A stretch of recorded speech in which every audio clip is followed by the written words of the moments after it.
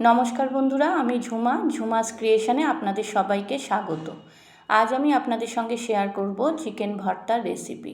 কিভাবে খুব কম সময়ে ধাবা স্টাইলের চিকেন ভর্তা বাড়িতেই রান্না করে নিতে পারেন, সেই রেসিপিটাই আমি আজকে আপনাদের সঙ্গে শেয়ার করব। আর এই রেসিপিটা রুটি, লুচি, পরোটা, নান, লাচ্ছা পরোটা সব কিছুর সঙ্গে কিন্তু খুব ভালো লাগে। তাহলে চলুন কিভাবে করেছি এই চিকেন ভর্তা আপনাদেরকে দেখিয়ে দিই।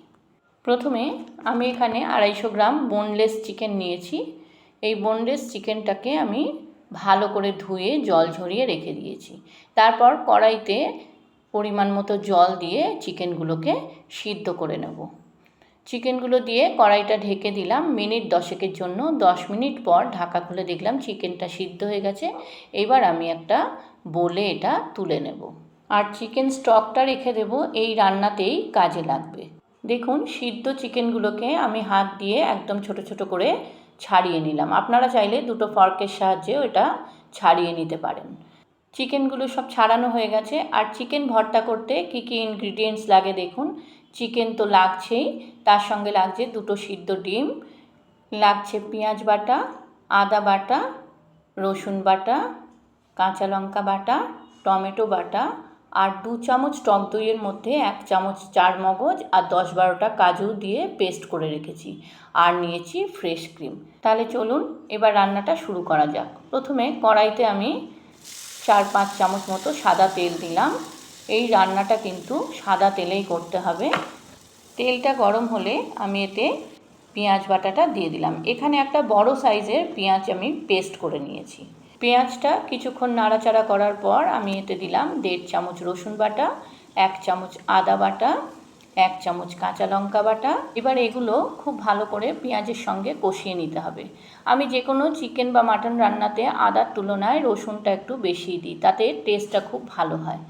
খুব ভালো করে মশলাগুলোকে কষিয়ে নিতে হবে। এরপর আমি এতে টমেটোর পেস্টটা দিয়ে দিলাম। এখানে একটা বড় সাইজের টমেটো আমি পেস্ট করে নিয়েছিলাম। এবার টমেটোর পেস্টটা দিয়েও খুব ভালো করে কষিয়ে নিতে হবে। যত বেশি কষানো হবে তত কিন্তু চিকেন ভর্তার টেস্টটা আরও বেশি বাড়বে। কষাতে কষাতে যখন তেল ছেড়ে দেবে মশলা থেকে, তখন জানবেন মশলাটা কষানো হয়ে গেছে। এরপর আমি এতে দিলাম 1 চামচ লঙ্কার গুঁড়ো, 1/2 চামচ হলুদ গুঁড়ো, 1 চামচ ধনের গুঁড়ো, 1 চামচ জিরে গুঁড়ো আর 1 চামচ নুন। এবার এই মশলাগুলো দিয়েও আমি খুব ভালো করে কষিয়ে নেব। আমার এই রেসিপিটা যদি আপনাদের ভালো লাগে বন্ধুরা, আমার চ্যানেলটাকে সাবস্ক্রাইব করে দেবেন, লাইক, কমেন্ট, শেয়ার করবেন আর পাশে থাকা বেল আইকনটা প্রেস করে দেবেন, যাতে আমার ভিডিও আপলোড হওয়ার সাথে সাথে আপনাদের কাছে নোটিফিকেশান পৌঁছে যায়। আর পুরনো বন্ধুদের আমার অনেক ভালোবাসা আমার পাশে থাকার জন্য। যারা আমার চ্যানেলে নতুন এই রেসিপিটা দেখছেন তাদের কাছে আমার অনুরোধ, আমার চ্যানেলটাকে সাবস্ক্রাইব করে আমার পাশে থেকে যাবেন প্লিজ। আমিও কথা দিচ্ছি আপনাদের পাশে থাকবো। দেখুন, মশলাটা কষানো হয়ে গেছে, মশলা থেকে তেল ছেড়ে দিয়েছে। এইবার আমি সিদ্ধ করা চিকেনটা দিয়ে দিলাম। চিকেনটা দিয়ে ভালো করে মশলার সঙ্গে মিশিয়ে নিতে হবে। চিকেন দিয়ে কিন্তু খুব বেশিক্ষণ রান্না করার দরকার নেই, কারণ চিকেনটা আগে থেকেই সিদ্ধ করা আছে। এবার মশলা দিয়ে ভালো করে কষিয়ে নিয়ে আমি এতে চিকেনের স্টকটা দিয়ে দেব। চিকেনের স্টকটা দেওয়ার পর আবার কিছুক্ষণ আমি এটা কষিয়ে নেব। আপনারা কে কোথা দিয়ে আমার এই ভিডিওটা দেখছেন বন্ধুরা, কমেন্টে জানাবেন। আর রেসিপিটা কেমন লাগলো সেটাও কিন্তু কমেন্টে জানাতে ভুলবেন না। আমি যে টক দইয়ের মধ্যে চারমগজ আর কাজুর পেস্টটা করে রেখেছিলাম সেটা দিয়ে দিলাম। সেটা দিয়েও একটু কষিয়ে নেব। কিছুক্ষণ কষানোর পর আমি এতে 1 চামচ চিনি দেব টেস্টের ব্যালেন্সের জন্য। আপনারা চাইলে চিনিটাকে স্কিপ করতে পারেন, তবে এই রান্নাটায় একটু চিনি দিলে খেতে খুব ভালো হয়। এরপর আমি এতে ফ্রেশ ক্রিমটা দিয়ে দিলাম।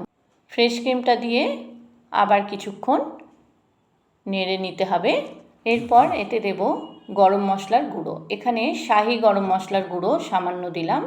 আর দেব কসুরি মেথি। কসুরি মেথিটা হাত দিয়ে ডলে আমি এটা গুঁড়ো করে দিয়ে দিলাম। আমার রান্না প্রায় শেষের পথে।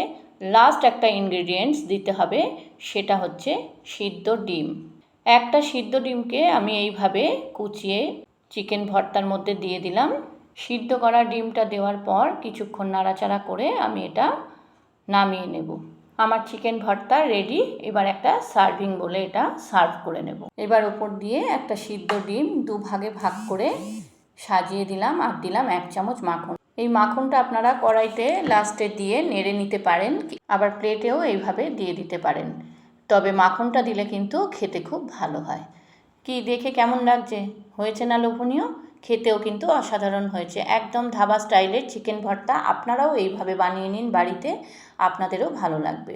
আপনারা যারা ফেসবুক থেকে আমার এই রেসিপিটা দেখছেন, আমার ফেসবুক পেজটাকে ফলো করে দেবেন। আর যারা ইউটিউব থেকে দেখছেন, আমার ইউটিউব চ্যানেলটাকে সাবস্ক্রাইব করে আমার পাশে থেকে যাবেন প্লিজ। আপনারা ভালো থাকুন, সুস্থ থাকুন। আবার আসবো আমি অন্য দিন অন্য কোনো রেসিপি নিয়ে। আজকের মতো চলি। ধন্যবাদ বন্ধুরা।